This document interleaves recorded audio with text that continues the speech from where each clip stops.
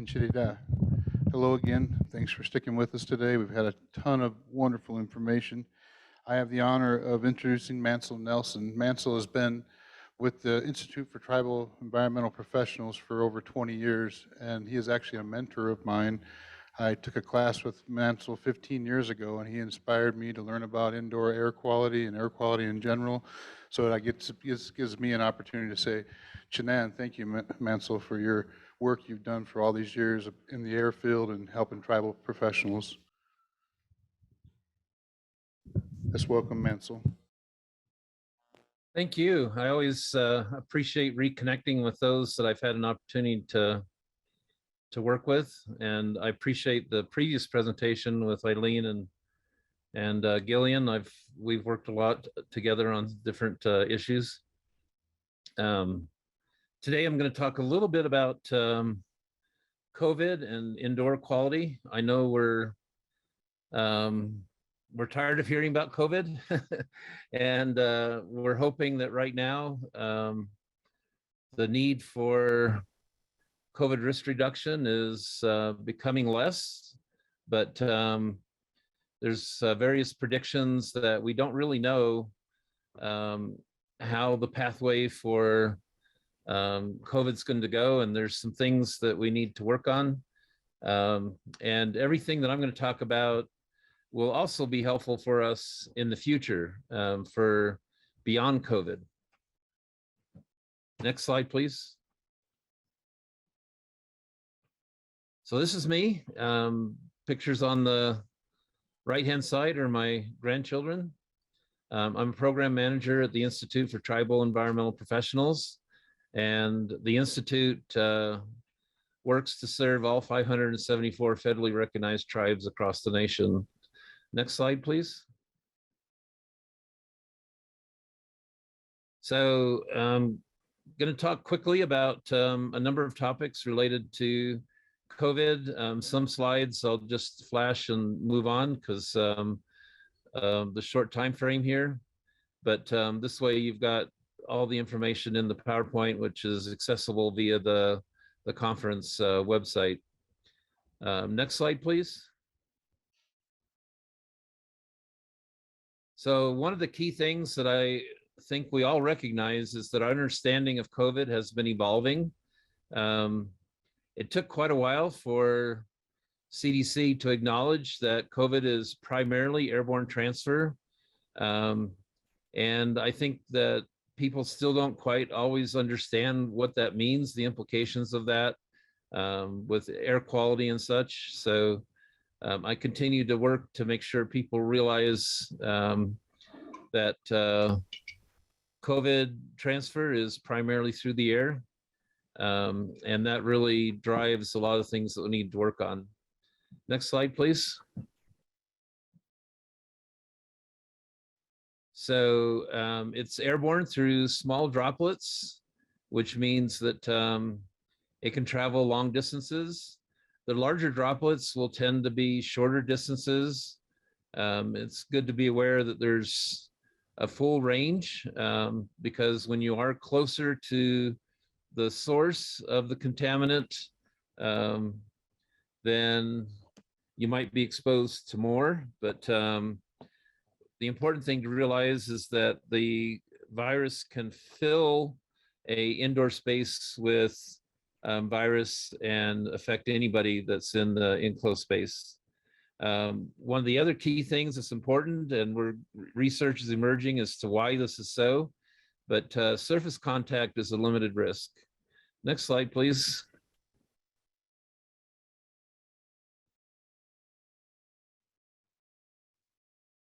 So this is just an illustration showing what I described, the larger droplets, which tend to drop out fairly rapidly, the smaller ones, which float in the air and will basically fill the room and exposing everyone to the virus. Next slide, please. So of course, that means that poorly ventilated, crowded indoor spaces is where we can expect the highest exposure. And of course, the activities that are in that enclosed space definitely make a difference. The lowest risk will be in outdoor spaces. Next slide, please. So I like to look at the hierarchy of controls. And so the ones at the top are the most effective, the ones at the bottom are least effective. You'll note that the PPE, which includes things like masks, are actually considered the least effective. It's unfortunate, in my opinion, that a lot of the discussions that are occurring across the nation are down around things like masking. I think masking is an important tool, but it's not actually the most effective tool that we have available to us. And so I'm disappointed that that's where most of our conversations seem to occur. Next slide, please.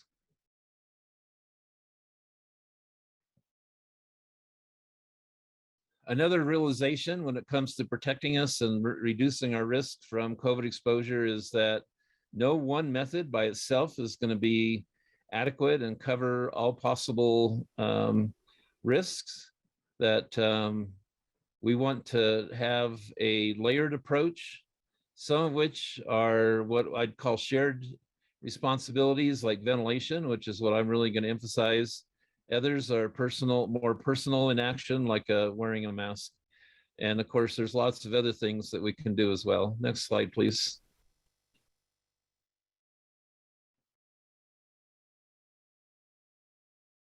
So of course, the best thing is to eliminate the exposure, which is difficult with COVID because patients can be asymptomatic or pre-symptomatic, but testing and other things can be helpful. Next slide, please.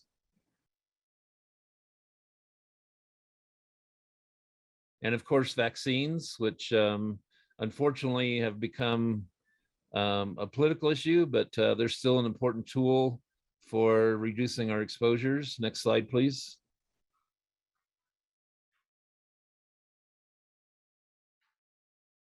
Then the next level is engineering, and this is where I do most of my work because I'm working on indoor quality.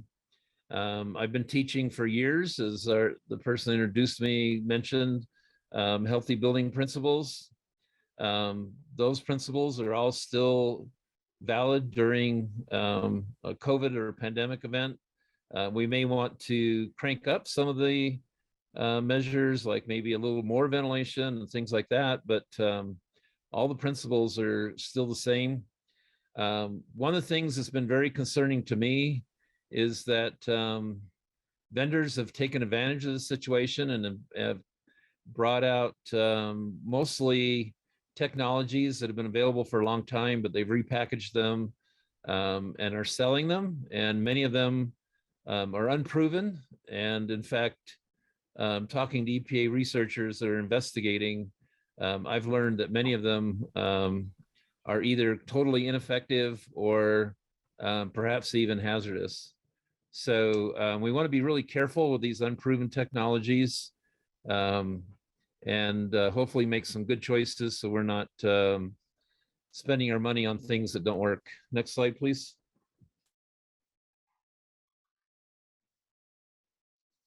So again, even in this arena, we want a layered risk approach, typically combining things like filtration and ventilation.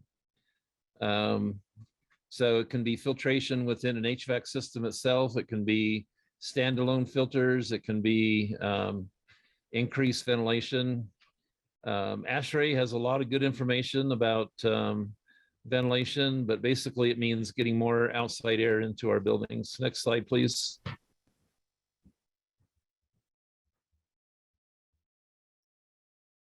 So I want to emphasize that ventilation is bringing in outside air.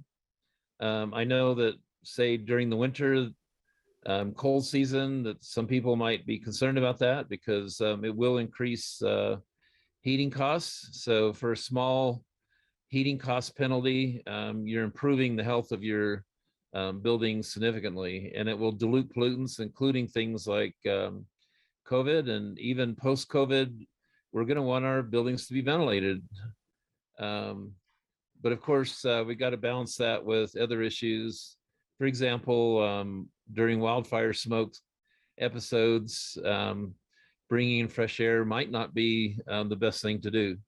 Next slide, please. So just a diagram to think about all the different ways that outside air comes in. An HVAC system can have an outside air intake. A home typically does not have that, but a school definitely, mostly will. But then there's measures you can take, like how far you open that up, how much outside air you bring in. There's also natural ventilation that occurs through leaks, and then things like doors and exhaust fans and such. All of these can contribute to your overall ventilation. And it's good to know how each of these might impact on you. Next slide, please. There's a number of different organizations that have put out guidance for it. I already mentioned ASHRAE, so they have lots of good guidance for us. Next slide, please.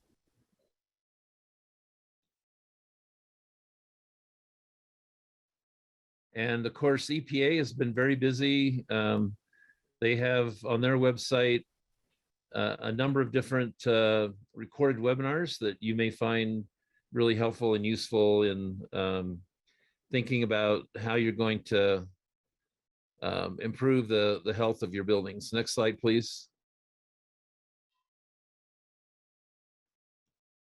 And of course, CDC.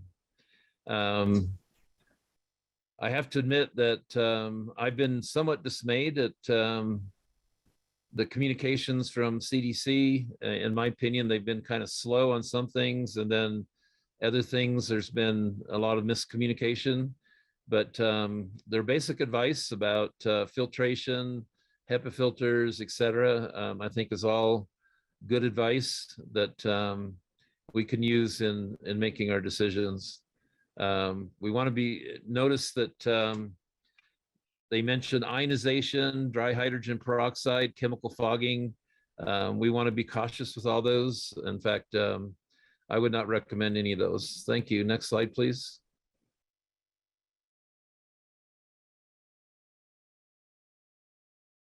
Just some evidence about the layered risk approach. This is just a investigation showing how combining ventilation and air filtration actually gives you overall better results.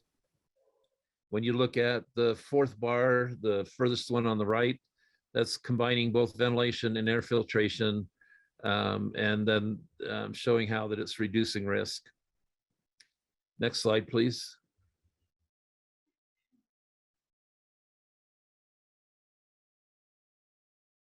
So I've already mentioned a little bit, but with air cleaners, you really want to be careful because, like I said, some of these technologies, they might be called new, but they're actually been around for a long time, and there are some new ones. Many of those have not been proven, and I would not recommend, and they might even be adverse. But HEPA filtration has been well proven. It's well documented. It's very effective. Activated charcoal is going to be limited in its effectiveness, but it's useful. It will absorb some of your chemicals called volatile organic compounds. But as you're looking at filtration, you got to think about the size of your space. Be aware of how leaky your building is, etc. So, but it can be a very good supplement to improving the air quality in a school or home. Next slide, please. So just generally thinking about air cleaning. This is a slide from an EPA presentation. Typically, we're being more supportive of the subtractive technologies. These are things like the HEPA filtration that take the contaminants out of the air. Additive technologies are where a lot of these technologies, unproven technologies, are operating. They actually add things to the air that they claim will clean it. The chemistry here gets very complicated when we start mixing, say, ionization products with air. The idea is they would degrade all the way down to water and carbon dioxide. But what actually happens is a very complex series of reactions, and sometimes leaving contaminants in the air that are undesirable. So we want to be very careful about using these additive technologies. Next slide, please.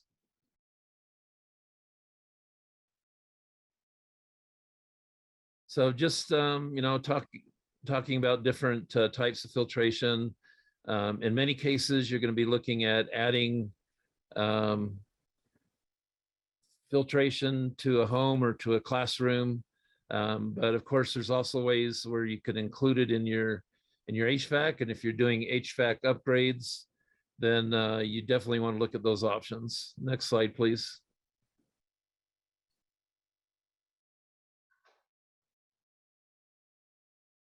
One particular device that's been extremely popular is the bipolar ionization devices. And so this is one that EPA scientists have started investigating, and they built a test facility to do this. And I talked to them about the work they're doing. This data that's being presented basically is showing that there's really no difference between the bipolar ionization and just natural attenuation. And it's not even considering the issue of concerns about side reactions and contaminants in the space. Next slide, please.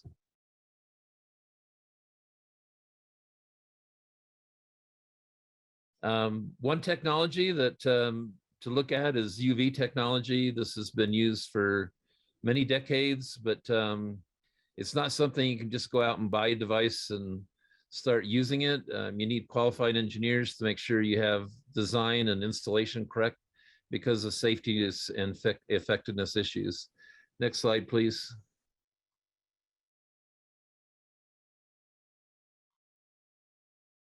So I mentioned masks at the beginning, and there's certainly a way of helping reduce. And these have become very controversial and a lot of discussion and angst over them. Yesterday, the Florida governor criticized some high school students for wearing them, which I thought was rather inappropriate. But I would like to see us have a lot more discussions about ventilation and filtration. And of course, individually, we need to be making decisions about masking, and where organizations have decided that they should have masking, like hospitals or airlines or et cetera. I would really encourage us to be cooperative and to do that. And now that we have the N95 masks available, I encourage you to use those because they'll have higher filtration. Next slide, please.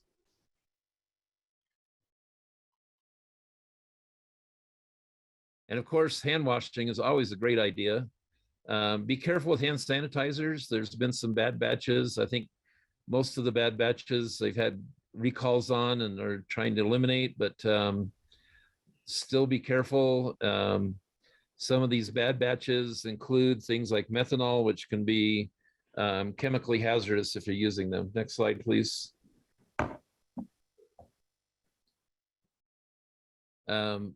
One of the big issues, and I worked with Gillian early on in the pandemic on this issue, which is cleaning and disinfecting.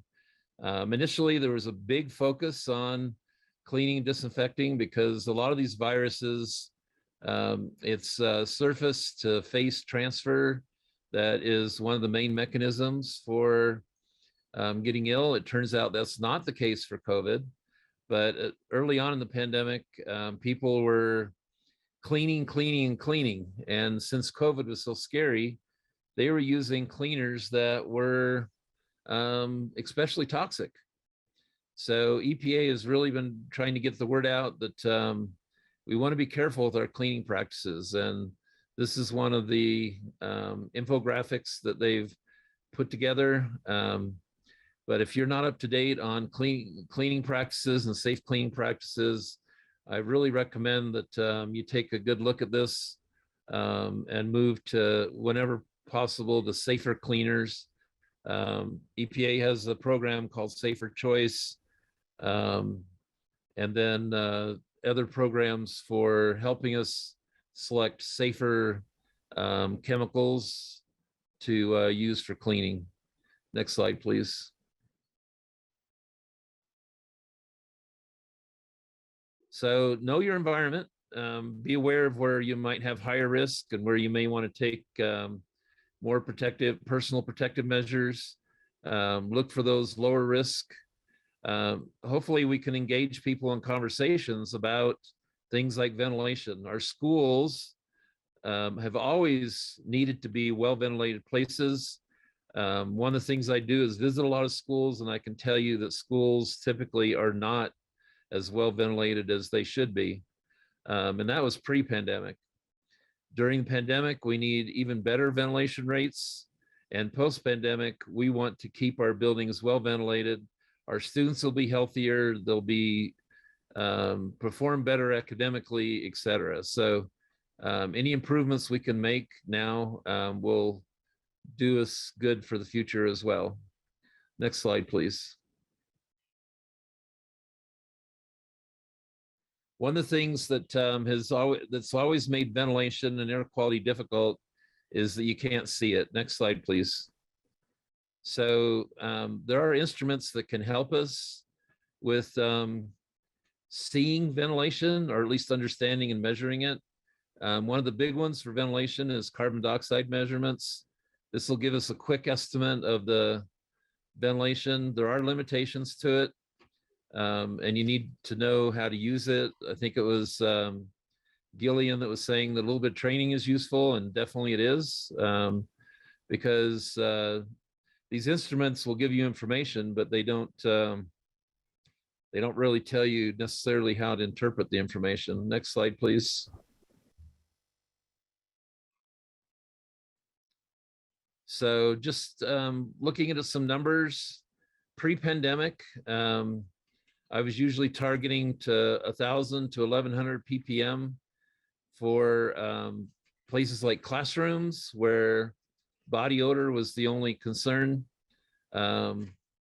For COVID, we do recommend lower levels.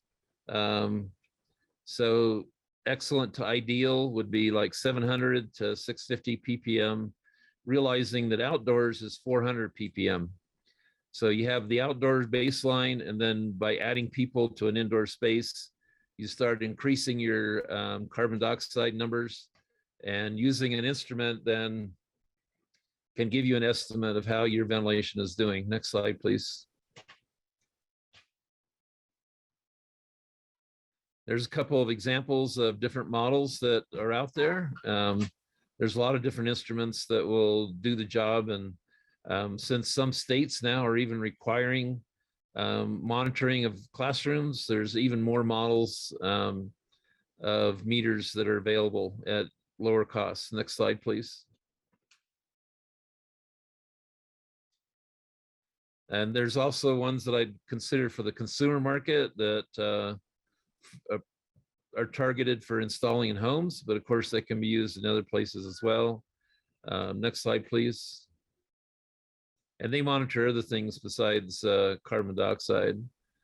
And of course, if you're going to be using filtration as part of your strategy for reducing risk, it's nice to know if it's working. And so you can do PN measurements. Next slide, please.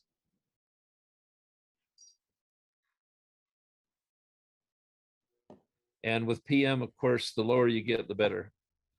Next slide, please. And there's a couple of examples of some PM monitors. And again, there's consumer monitors that are even lower price. They may not be as precise, but they'll give you a good indication of what's going on in your space and let you see the unseen. Next slide, please.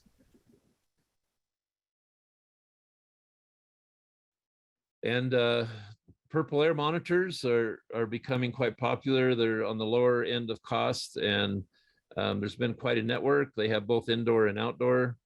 And in fact, right now I have some available on loan that were purchased by the EPA and being distributed through Region 10. And I have some of those and can work with schools or with communities to install these on a long-term basis. Next slide, please. And again, there are consumer products. I've been using all these different ones and using them with students that we can use for PM monitoring. Next slide, please.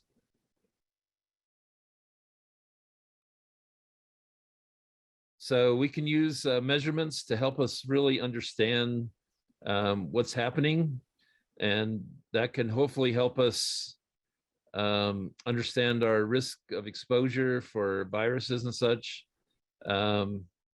In what I would consider an ideal world, I would be able to go into any public building, any school building, and there would be CO2 measurements to reassure me that that I'm getting good ventilation, or tell me that maybe I don't want to visit at that moment. Maybe I want to come back when there's fewer people in the building. Next slide, please.